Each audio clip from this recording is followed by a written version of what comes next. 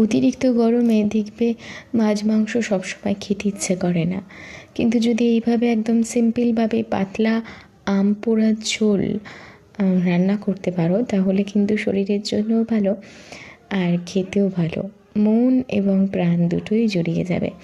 প্রথমে আদা রসুনটাকে হালকা আঁচে আমি পুড়িয়ে নিয়েছি, তার সাথে আমি এখানে দেখতেই পাচ্ছ আমটাকেও হালকা আঁচে পুড়িয়ে নিয়েছি।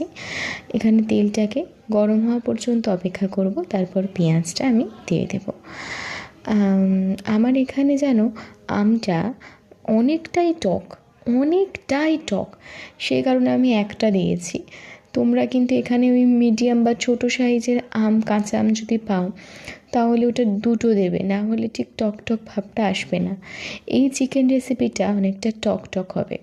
তারপর আমের খোসাটা ছাড়িয়ে নিয়ে আমি এটা কেটে নেব, কেটে আটিটা বের করে নেব, নিয়ে এটাকে আমি বেটে ফেলবো। আমি মিক্সি ব্যবহার করছি, তোমরা চাইলে মিক্সি ব্যবহার নাও করতে পারো, শিলেও বাটতে পারো। তারপর দেখতে পাচ্ছ যখন পেঁয়াজটা ভাজা হয়ে গেছে তখন গোটা গরম মশলাটা আমি দিয়ে দিয়েছি। ওই এলাচ, কাঠদানা মানে দারচিনি আর দিয়েছি লবঙ্গ, আর কিছুই দিইনি। তারপর এটা ভাজা করে নিয়ে ওই পোড়া মশলাটা যেটা আমি বেটে রাখলাম মিক্সিতে সেটা কিন্তু আমি এখানে দিয়ে দেব। পোড়া মশলাটা দিয়ে আমি আবারও এর মধ্যে দিয়ে নাড়াচাড়া করে নেব। দেখতেই পাচ্ছ পোড়া মশলাটা আমার দেওয়া হয়ে গেছে, দিয়ে একদম আঁচটাকে কমিয়ে নিয়ে এটাকে আমি ভেজে নেব, মশলার সাথে ভাজা করে নেব।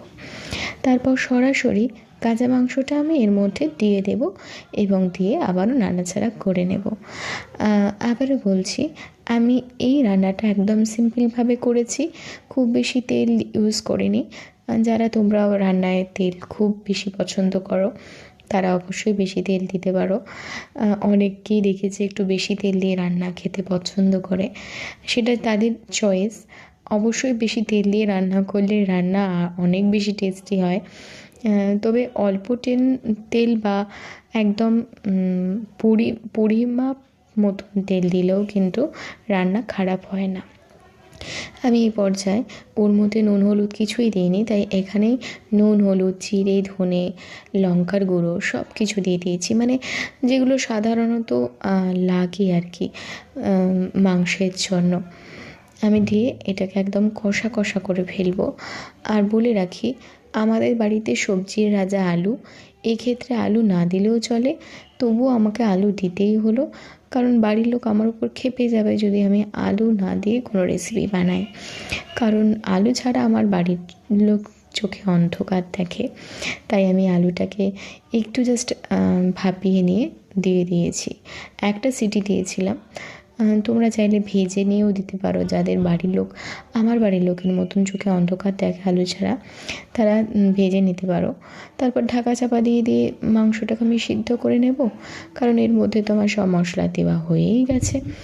তারপর আমি এটাকে একটু জল দিয়ে একটু পাতলা ঝোল করে নিয়েছি। অতিরিক্ত গরম, যেদিন আমি রেসিপিটা বানিয়েছিলাম অতিরিক্ত গরম, আর এই গরমে পাতলা এরকম আমপোড়া মাংস বা আমপোড়া চিকেন পেলে আর কি চাই বলো। তবে তোমাদের যদি মনে হয় তোমরা এতটা ঝোল রাখবে না, তারা অবশ্যই এটাকে কষা করেও খেতে পারো, তবে ঝোল রাখলে ভালো লাগবে।